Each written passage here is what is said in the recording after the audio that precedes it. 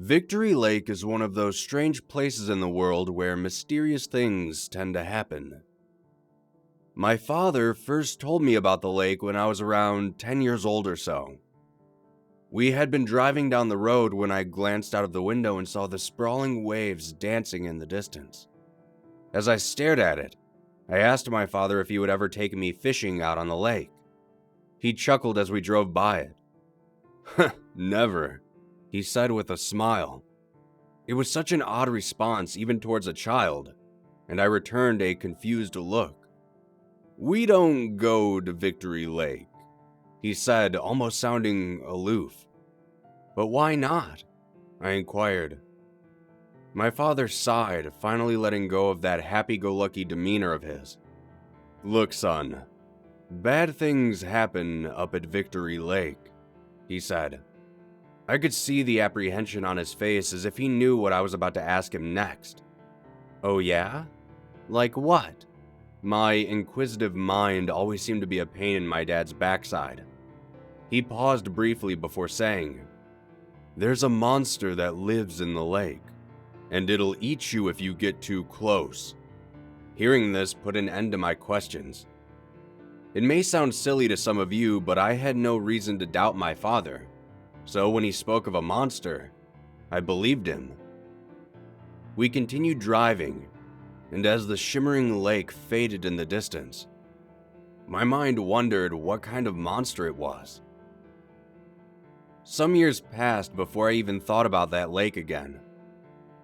I was in my junior year of high school when I overheard my friend Kyle talking about the lake. He was telling Erica, a girl in our class who was planning on going up there, to reconsider it. As I listened in, Erica told Kyle that he didn't know what he was talking about, but he still tried reasoning with her nonetheless. I was curious as to why he was so adamant on talking Erica out of going to the lake. I assumed my father just didn't want to take me fishing when I was a kid, but there obviously was something more going on. I was only half listening in when I heard Kyle say, Bad things happen up at Victory Lake. Hearing this drew my full attention to his conversation. Oh yeah? Like what, a monster? I said coyly. This made Erica laugh. He chimed back. No, people die at Victory Lake. I gave him an incredulous look and said, Well, you shouldn't go to a lake if you can't swim. Erica giggled once again. I was 2 for 2 now. She then turned her attention to me and asked if I'd be interested in going with her and some friends up to the lake. I thought about it for a moment. And just before I was about to answer, Kyle chimed in once more and said, You aren't seriously going up there, are you? I just smiled and replied, Well, I wasn't, but now I think I will.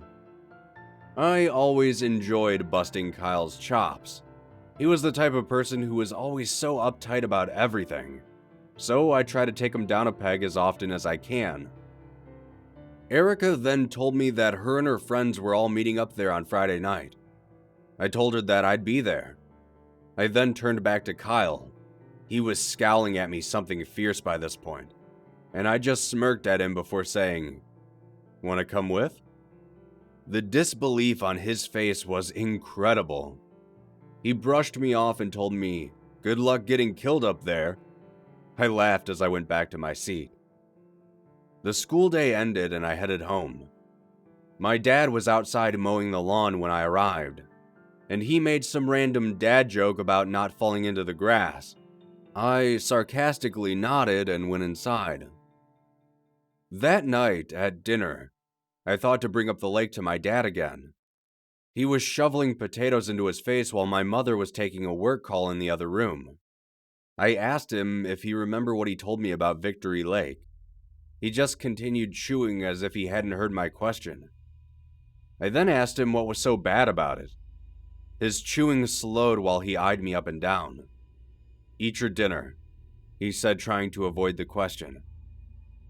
After dinner was finished and my mom was doing the dishes, I asked my dad again. He sighed heavily. "Look, I've known a lot of people who have gone up to the lake and they never came back," he said vaguely. I was still confused about the whole situation. What do you mean? They just left? He shook his head. More like left the planet.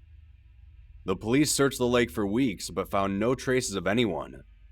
Every so often, another person wanders up to the lake and they go missing. His tone grew more serious as he spoke. I thought it was odd that the adults seemed to know all about this lake and how dangerous it was. I asked if he had ever gone up there before himself, and he just shook his head. Maybe it was just a town-wide conspiracy trying to keep teens from partying up at the lake, I thought.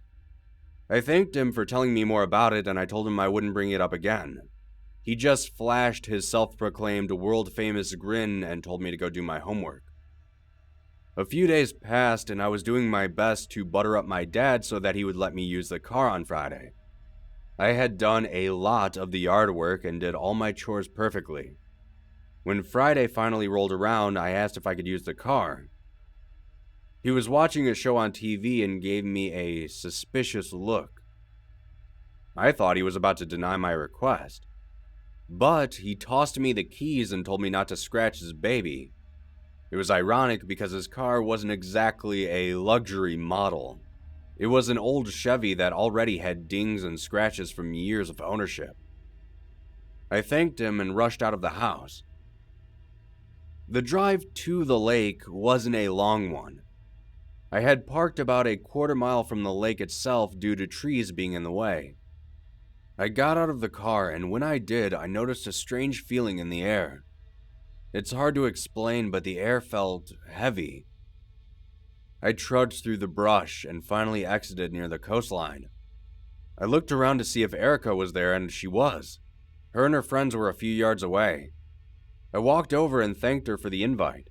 She introduced me to her friends, and we all started hanging out next to the lake. One of Erica's friends brought out a case of beer and passed them around.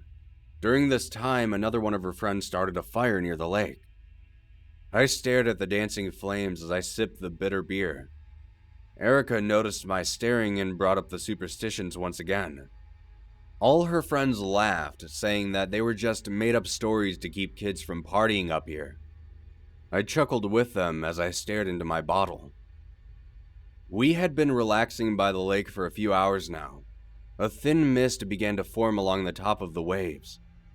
I had been chatting with Erica non-stop, so I almost hadn't noticed that one of her friends was now standing up right next to me, staring out at the lake. I looked up and asked them if they were all right, but they didn't answer. Erica laughed and told them to stop being weird. Then, they began walking towards the water. Erica and I both gave each other confused looks. Then, they took a step into the water, fully clothed. We both shouted at them, but they didn't react. They just continued walking until they were completely underneath the waves. Erica was about to dive in after them, but I grabbed her by the arm. She struggled for a moment but then stopped when I told her to look around.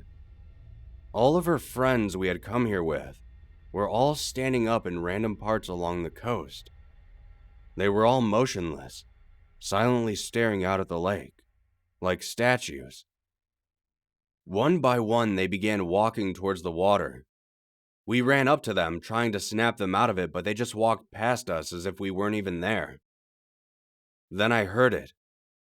A voice, like a whisper coming from the lake. It was beckoning me to follow it. It sounded nice. I tried to shake the voice from my head and looked to my left. Erica was now standing motionless, like the others had been previously. I ran over to her and grabbed her by the arm, though she didn't move. I picked her up and tried to carry her away from the lake, but when I did, she began flailing wildly. I had only gotten a yard or two away before I had to set her back down. She instantly returned to her previously unresponsive state and began walking towards the lake. The voice was growing louder in my ears. I wanted to stop her, but at the same time, I wanted to join her.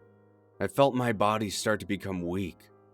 Just before I lost all control of myself, I heard a voice screaming in my ear. It was Kyle. He was asking me for help with Erica. I ran over and helped him pick her up, and we carried her back to our cars.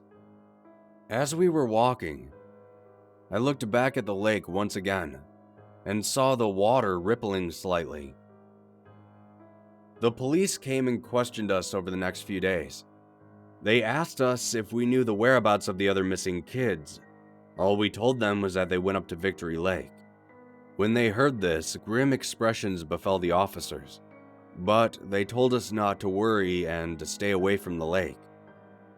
Erica had been out of school for a few days. After going through all that, I don't really blame her. I asked Kyle why he even showed up that night, and he just said that he had a bad feeling. Since that night, I've stopped picking on Kyle. After all, he did save our lives. A couple weeks had passed, and we all found out that the police searched the entire lake again, yet found no traces of any bodies within. I have no idea what happened to the others, the ones who walked into the water. I can't help but think about what my father had said about Victory Lake, that there was a monster living in it. I think he was wrong. There is no monster living in the lake. I think the lake is the monster. He was correct about one thing, though. Bad things do happen up at Victory Lake.